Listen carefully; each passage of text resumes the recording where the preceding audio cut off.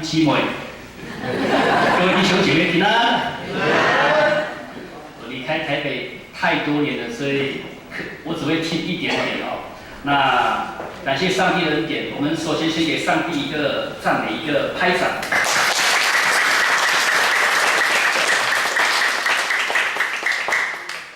再麻烦我的 PPT， 感谢上帝的恩典。我们先起来祷告，在分享以前，我们先起来祷告。哈利路亚，哈利路亚！主，我们要感谢赞美主，今天是你所定的日子，我们要在其中要高兴，要欢喜，要快乐。耶和华，你是我们的力量，你是我们的拯救，你是我们的诗歌，你是我们的上帝，因此我们要赞美你。主，今天是美好的日子，主你在我们中间，圣灵你在我们中间，三一真神坐在我们中间，天君天使在天上围绕着我们，跟着我们一同敬拜赞美他。主你赐福我们中间所有的弟兄姐妹，赐福我们以下的时间，让甜美的声音继续的传下去，让甜美的声音继续的回荡在我们的生命中间。好好奉耶稣的名求，阿门。好，感谢上帝的恩典。我先简单自我介绍，等下在后面的时候，我再分享我们教会，介绍我们教会以及需要的时候，我会再稍微清楚的介绍。那首先感谢建神教会的小会，还有弟兄姐妹愿意接纳我们原生教会来到这边，跟大家一起来分享我们的需要，然后我们也能够在这个中间彼此来建造，彼此的来经历。我是泰雅族。那我们原生教会是一个都市型的原住民教会，台中市唯一一间长老教会的泰雅族，就是在长老教会的泰雅族的教会在我们台中市。我们在台中市的北区，那我们有分布从南投仁爱还有和平、梨山等等，还有苗栗的山区，他们20-30年就来到都市来得主，但是他们不愿意放弃信仰。所以我们在原生教会屹立了25年多，跟上帝赐福。那么有这样的一个机会是知梅牧师知梅姐、一节传道、一节哥，那他们一个是我的学姐，一个是我的同学。那我们都是有革命情感，我们在台省一起呼喊着台湾要复兴。我们不是光喊口号，我们是真实的有去落实。面对学校的各种挑战，我们真是有革命情感。面对许多的困境，我们一起在图书馆，在很多的地方跪下来祷告。一个基督徒的真实的信仰，我觉得很宝贵的是，等一下我会讲到3件事情。一个基督徒很真实的信仰，在苦难当中，在顺境当中，在任何环境当中，我们依然能够让你兄弟，依然能够赞美我们的上帝。我们的生命其实就像刚刚所献的那一首诗歌，甜美的声音。一节，这是大概2年前我大概找得到的照片。那最左边的已经封幕了，上个礼拜在那个荣兴教会已经封幕了，他们都是非常好的。那这是上帝的恩待赐福我们。我们的生命其实就像刚刚我们原生教会但以理团契所献的这一首诗歌《甜美的声音》。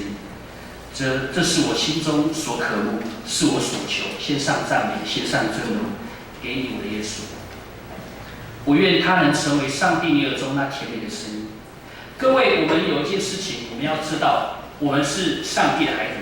我知道在我们当中还有一些还没有认识上帝的，在我们当中有少部分还没有认识上帝的。借这个机会，我也奉主的名恳求神。也在把他救恩的恩典领到你们生命当中，信耶稣真的好。我们在地上有很多的苦难，有很多的疑问，请你记住，上帝创造我们，所以当我们在生命当中有很多的困难、疑问跟挑战的时候，请你回到问题的源头的解决者，就是我们的天父上帝，他可以解决我们一切的生命的疑问。阿们。所以我们在生活当中，神真的可以给你真实的平安喜乐，不一定会天色常蓝、一帆风顺，但是上帝给你力量，他与你同在。当我们离开地上之后，我们在永恒的家有一个永恒的居所。所以祝福我们当中，如果还没有信耶稣的，恳求上帝的恩典领到我们。我们当中。我们知道说，基督徒都知道说，祷告、敬拜、赞美很重要。但是事实显明，其实我们对祷告、敬拜的生活的形态，其实我们的生活，其实它不一定是我们生命的全部，它不一定是我们生活的全部，有可能只是一小部分。耶稣基督不是只有礼拜天敬拜的，耶稣基督是我们从礼拜一、礼拜二、礼拜三、礼拜四、礼拜五，一直到礼拜日，天天敬拜，24小时敬拜的上帝。阿们吗？阿们。我们说主啊，我们要称谢你，因为你本为善，你的慈爱永远长存。主啊，我们的苦难在你的面前，你救我们脱离祸患，你是我们的神，你搭救我们脱离一切的祸患。慈爱的上帝喜欢使那些心灵渴慕的人得着满足，使饥饿的人得饱美食，让那些坐在黑暗当中、死荫当中的人，可能被困苦、被锁链、被捆绑辖制。我们可能在脸上看不出来，但是他们需要救主耶稣。可能没有人帮助他们，但是只要你求告上帝，上帝能够拯救我们。可能我们因为自己的愚昧、自己的一些的罪孽而在苦楚当中，但是只要你跟我愿意回到主耶稣的面前，在急难中求告神，他与我们同在，他必救我们脱离祸患。在诗篇107篇，我很喜欢他说。但愿人因耶和华的慈爱和他向人所做的奇事都称谢他。阿们。阿们。我所念的是107篇。其实我们整本圣经从旧约创世纪一直到66卷书的最尾巴叫什么？启示录，充满了赞美的声音，充满了赞美的声音，充满赞美，有许多敬拜的赞美的诗跟词充满在当中。我告诉各位，上帝喜欢你敬拜赞美他。阿们。阿们。在座的各位，无论是楼上的、楼下的，你注意听哦。有时候我们的生活可能过得很困苦，可能没有办法很喜乐，有可能是我们失去了敬拜赞美的生命。阿们吗？阿们。在诗篇的22篇第3节，我们一起来念。他这边说：“你是圣洁的，是用以色列的赞美为宝座的。”他这边的意思是说，无论是聚会敬拜，只要有2、3个人奉主名在那边，在山上，在海边，在教会内，在家里面，只要你在那边一起的敬拜，天上就设立上帝的什么宝座？天上就设立宝座，不是只有礼拜天的那15分钟前面，其实整个礼拜都是敬拜。阿们吗？阿们。你们在听到我在传讲上帝的道，其实我们也在敬拜。敬拜不是说不单单是说我们前面敬拜赞美的时间15分钟，赞美主哈利路亚结束之后，我们默祷结束就没有敬拜赞美，是持续的，是生命的。如果我们说祷告跟呼吸一样很重要，我告诉各位，我们的敬拜跟我们的祷告一样。但是我告诉各位，先有敬拜赞美的心脏，才有办法有祷告的呼吸。很多，你有没有发现你在祷告的时候，好像在打空气一样？很多人他们在祷告的时候感受不到神，祷告好像不知道在对谁说话，祷告很疲惫。有时候知道要祷告，但是祷告3分钟、4分钟就打瞌睡，为什么？因为我们没有先有敬拜赞美的心脏，你要先有心脏，才有办法有祷告的呼吸。我不知道各位听得懂听不懂我这个理论。你先有敬拜赞美的心脏，才能够进而推动你有祷告的呼吸。祷告的呼吸，你一定是先相信上帝，哇，他拯救我这个罪人，我是不全不被支离破碎。你先相信上帝他的属性，或经历他的恩典。你心中的颂赞对他的经历，因为你真正经历过他，你才有办法怎么样推动你向他的祷告。不是说今天我们来祷告1、2、3，有时候我们是为祷告而祷告，有时候我们是为祷告而祷告，不是因为有一些事情来推动我们。从圣经来看，我自己给他做了一个诠释，甜美的声音有3种。第一个是经历神恩典后的赞美，第2个是面对征战时的赞美，第3个是苦难中的赞美。在经历上帝恩典后的赞美，这首歌刚刚我们所念的经文应该都知道，叫做红海之歌，也有人称它叫摩西之歌。它是第一个整本圣经第一首对有提到赞美、唱诗跟拯救的一个赞美。当然，我们从创世纪这个亚当之歌，你是我谷中的谷，乐中的乐，这些都是诗歌，但是这是第一首。经历上帝恩典后的赞美是自然而然的，请你跟我讲，自然而然的。自然而然。你经历过上帝奇妙的恩典，你想不赞美他也难。哈拿是个祷告的妈妈，她的谁？她生出谁？撒母耳。撒母耳是有史以他是很重要，在以色列王朝历史上高扫罗跟大卫的一个重要的先知。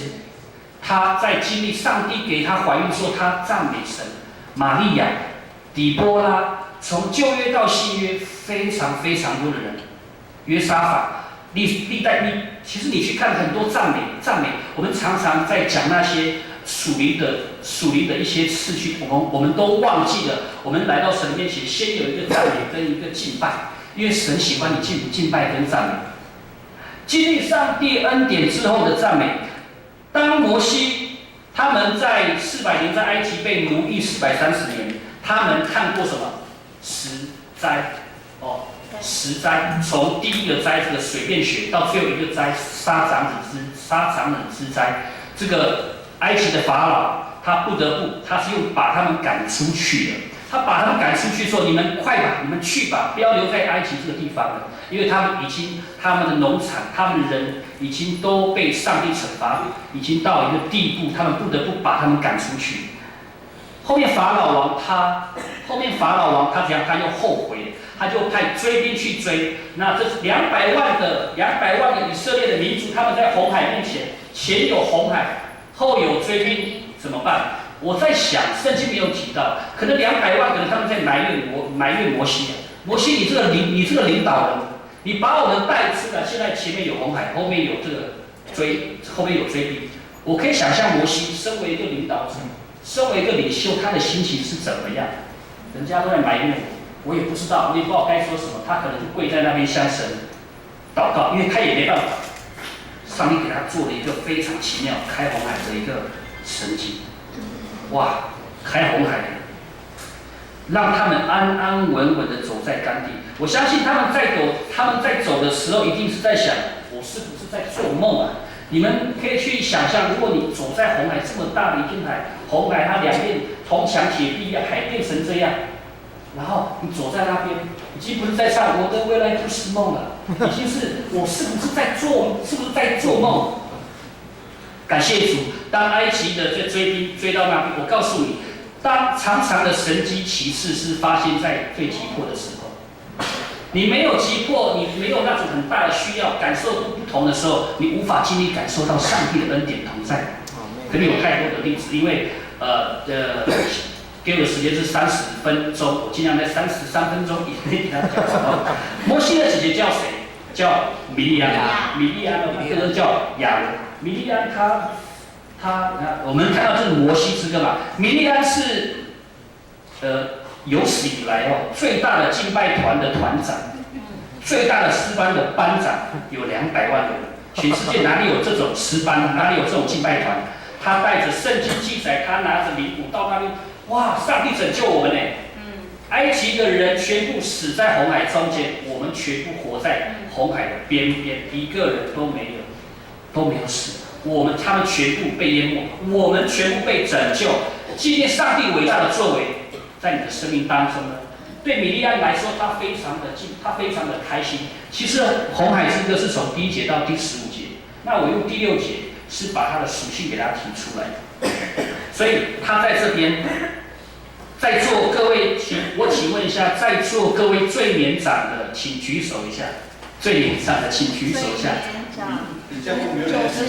最年长的，请举手一下。不是起立的啊。好，几岁了？请问？黄长老娘。94。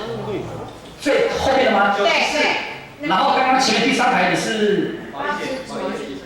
感谢主，我们给他们拍手鼓励一下。感谢主，我奉主的名祝福你，祝福你们两个天天与主同在，天天敬拜赞美上帝。米利安几岁？他大概90岁，他90岁了呢。他拿着鼓，他圣经记得他拿着鼓在那边跳舞敬拜赞美。所以90岁以下的哦，90岁以下的，我们要检讨一下。我们还可以唱歌吗？我们还可以敬拜吗？可以。我们还可以跳舞吗？可以。阿妹，感谢。各位经历红海这样的神迹，兴不兴奋？告诉我。兴奋。但是我告诉你，他们走了3天，在这个旷野有一个地方叫苏尔，然后他们开始怎样埋怨。然后呢，在旷野苏尔这个地方找不到水，他们在走，在旷野一个地方叫做马拉，找到水了，但是水是什么？是苦的。就他们就这样，他们就继续的埋怨摩西。各位，他们忘记了一件事情，当他们埋怨摩西，等于是埋怨谁？埋怨谁？当他们埋怨上帝的神的仆人的时候，他们在埋怨上帝，这是我所高立的仆人。各位埋怨的当下，他们忘记行了神迹奇事这么多的这样的一个神迹奇事，从埃及到出红海多么的伟大！我们在场各位一定没有看过这么伟大的一个神迹奇事。他们经历过3天后，他们就忘记了。我再说一次，他们就忘记了。绝大多数的人在经历上帝恩典之后，会自然而然的敬拜上帝，这是一定的，阿们，一定的。但是，一旦时间久了，就忘了上帝是谁。你有没有发现你过得不快乐？你有没有发现你的回到教会、离开建成教会的时候，有没有发现我的生活回到那有可能跟非基督徒一样？有可能是自己还在一些的事情局限在一些可能经济的压力、教育孩子的重担，面对各式各样的时候，你不要打电话给谁，活在这样的捆绑当中。神说你来敬拜赞美我，就为你开道路。他们是敬拜赞美。请问那个约书亚他们进入这个耶利哥城，他们是怎么打败的？他们人那么多，我们人那么少，他们怎么打败的？请回答我。他们是绕城几次？7天7次，请7个祭司拿着小号角，在那边讲，他们就是没有做什么，就是属灵的敬拜赞美。萨摩尔有一次，他带领以色列百姓在那边祷告的时候，外邦的地主他们要趁他们祷告、他们敬拜的时候，他们要拿刀在后面要杀死他们。结果上帝说：“你们现在祷告，不要去做无谓的挣扎，你们就祷告吧。”他们就祷告的时候，上帝就从天上就降下火来烧死那些外邦人。所以萨摩尔为了这一件事情做了一个碑，叫做以便以谢，直到如今耶和华都帮助我们。有很多的圣经的历史的记载告诉我们一件事情，就是我们需要有属灵。我们是基督徒，对吧？请回答我们是不是基督徒？是。基督徒的做事的原则是用属世的原则、世界原则，还是用神国度的原则？请你回答我。神国度。你们讲的哦，现在开始用神国度的原则哦。感谢上帝的恩典，感谢上帝的恩典。第二个是面对征战时的赞美。你越是征战逼迫，我们越要赞美上帝；越是无能为力，你越要承受他的圣灵。保罗跟希拉他们在使徒行传的第16章，保罗、希拉他们被牧狗，因为他们在传福音，他们在腓立比传福音的时候，在腓立比这个城市传福音的时候，因为我们都知道，我们读过使徒行传，我们都知道被抓又放，被抓又放。那这一次真的是非常的严重，把保罗、希拉给他抓起来，给他修理一顿，下在监狱里面，手跟脚用那个木狗给他捆绑，给他非常的对严厉，给他铐住。请你回答我，他们怎么被解救的？他们怎样？赞美。大声说赞美。赞美。他们大声的唱诗赞美。结果怎么样？手铐、脚镣就松脱了，劫持带他们出来。然后那个狱卒一家人因为这样而信主，奇妙的作为。苦难中的赞美，这个是我们坚持乡有一间教会叫石北教会。石北教会有没有听过？去过。有一些有去过。石北教会，它在坚持乡的后山。石北教会有一个长老叫做徐正禄长老，他的原住民的母语叫做打路。打路长老他是知道他吗？右边的右边的。很多国家邀请他到他们国家，到日本、到韩国去分享，他们用奇人异事这样的一个标题做这样的一个噱头。他有一个非常奇妙，他原本是不能活在这个世界上哦。在我们泰雅族的这个我们讲啊，在我们泰雅族的这个里面，孩子一出生下来没有耳朵的哦，没有耳朵的哦，他们是感觉是有缺陷或是被咒诅的。所以这个徐真路长老他爸爸妈妈生他下来的时候，看他没有耳朵啊，他们自己形容说，我看我的孩子好像那个被老鼠啃的一样，他是完全没有动，完全。但是他们在那时候，他们不知道他听得到听不到声音，他们只觉得他完全没有。后面在这个当下的时候，然后他妈妈就把他闷了用棉被给他闷。他因妈妈太爱他了，所以他把徐正路给他闷，他用很厚的棉被给他闷了2次10几分钟，发现2次都没有闷死。他因为太爱他，他说他希望他不要长大被人嘲笑，他不要被人嘲笑，干脆现在就死了算了。他妈妈知道不对，但是他希望就是这样子，也找不到其他方法。他的祖父就经过说，上帝有他的作为要见证。然后他从1岁到16岁，我常话讲说，1岁到16岁他听不到声音。在17岁的时候，有一次在聚会当中的时候，17岁他圣灵感动他，他来到台前，突然一个大光打到他的额头，大光打到他额头的时候，他听到一个非常慈爱微妙、很有爱、很有和蔼可亲的声音，很像感觉从很远的地方对他说。打路长，他是用母语讲，好，打路长老，我爱你，你要悔改。他讲2次，打路长老，我爱你，你要悔改。那讲那一句话之后，讲那一次之后，他突然就听得到他们在讲什么。他的母语是在第1天的时候，他的母语就听得懂。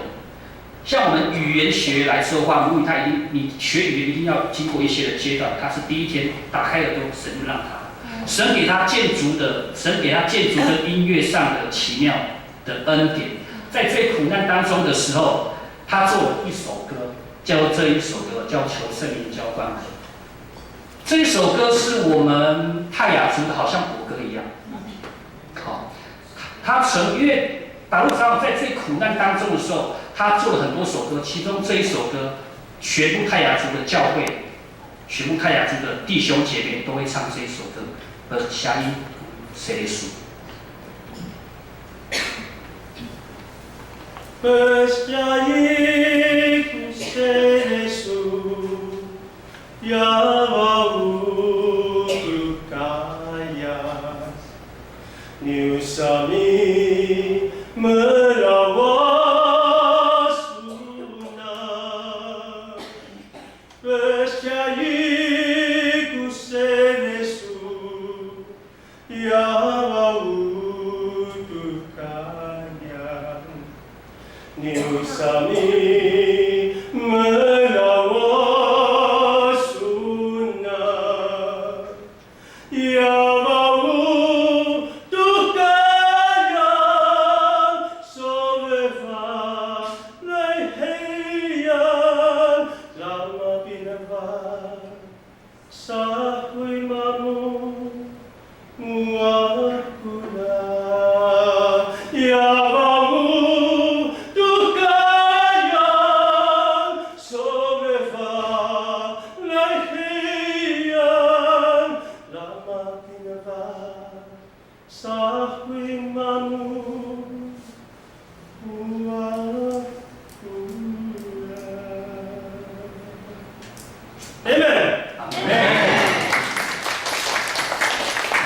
各位，甜美的声音，最真实、最美、最甘甜的，就是这3个。我们不但在经历上帝的作为后来赞美他，也要在面对征战的时候来赞美他，更要在苦难当中来赞美他。阿门。阿门。阿门。各位都有领受吗？领受。来介绍一下我们元春教会以及我们的需要。我代表泰雅尔宗会元春教会，来到建成教会进行募款。这是我第1次带元春教会的同工去募款。首先谢谢小会愿意接纳我们能够来到这边，来到当中募款，我们彼此的造就，感谢主。我们教会设立至今差不多25年，换过4个地方，现在我们在台中的宣教大楼15楼。那在台中的宣教大楼15楼这边，我们这个地方还是租的，我们来到这边差不多7年，差不多7年。然后聚会人数30人到40人，有时候50人，有时候20几个人。为什么？因为我们的都市流动性很高，主要是比如说我们有阿美族，有其他族到这边工作1年、2年的时候，他们工作结束要换地方，他们就离开了。所以有时候人数少，有时候人数多。我们大部分的职业别大概是在中低阶层的劳工比较多，几乎是没有公务员。但是我们的弟兄姐妹非常的对主的信仰非常的强。我们有一个家庭，他们从大雅骑摩托车50分钟，一家4口，一台摩托拜100cc 的，骑了50分钟来到原村教会聚会。我们也有姐妹，她从这个南屯，几乎是龙井地方坐公车1个小时多来到当中跟我一同聚会。目的是什么？目的就是希望他们能够不能断掉守主日，不能断掉守主日。这是我们现在原村教会的情况。我们在去年的时候发现了，我们将近用了快50年，有45年的一个钢琴，它是雅马哈的1号钢琴，整个音质都变调了。后面发现原来零件全部都坏了，你调音也没有用，也无法再弹。那因为我们喜欢敬拜，我们喜欢赞歌，我们必须要有钢琴。那还有我们的就是我们周边的一些东西也都用了。你知道那个电视我们买中古的1000多块钱用了已经7、8年，快10年。那个电视不是现在1晶萤幕，是那很厚，那有点是那个什么印象，对，那挂在那边有时候会所以我们为了这一切的需要，其实我们真的是在都市生活上是非常的辛苦。我们有工作的弟兄姐妹，有收入的，我们如果说以30几个人是不到一半的哦。那2、3万块每个人这样，其实我们都是有限。我们全教会每个月的其实经常费几乎是打平的，所以我们全教会的存款经常费不超过10万块。所以今天可能少一点，明天，所以我们根本没有多余的钱去买这些。那拖到今年，因为必须得换了，必须得换，这些需要不能停。上帝，我们就一起祷告，上帝有感动我们说，你就出去募款。你不是为自己募款，是为上帝的国家募款，是为上帝的国度来募款。于是我们在1月开会，3月我们直接先给他换。那教会内部目前是募到差不多是6万。那目前然后目前我们还需要就是在上缺56000元。那我们剩下钱我们是先用借的，然后先去请。那后面再去慢慢的去给。钢琴不能没有，电视不能没有，我们修缮的总经费就在这边。如果上帝感动你的心，请你为我们祷告以外，请你为我们来支持，请你为我们来支持。愿上帝祝福我们原生教会跟赐福建成教会的弟兄姐妹，求主来帮助我们，按着神给我们的信心为主来摆上。我相信上帝纪念各位的摆上，我们一起来低头祷告。天父，我们要献上感谢赞美，愿你与我们同在。主，你知道我们的一切的需要。主，你赐福我们原生教会，你也赐福我们建成教会。主，让那甜美的声音能够继续在我们建成教会以及原生教会彼此之间，无论大大小小，无论在何时何地，我们都献上祷告，献上敬拜。感谢你听我们的祷告，奉耶稣的名求。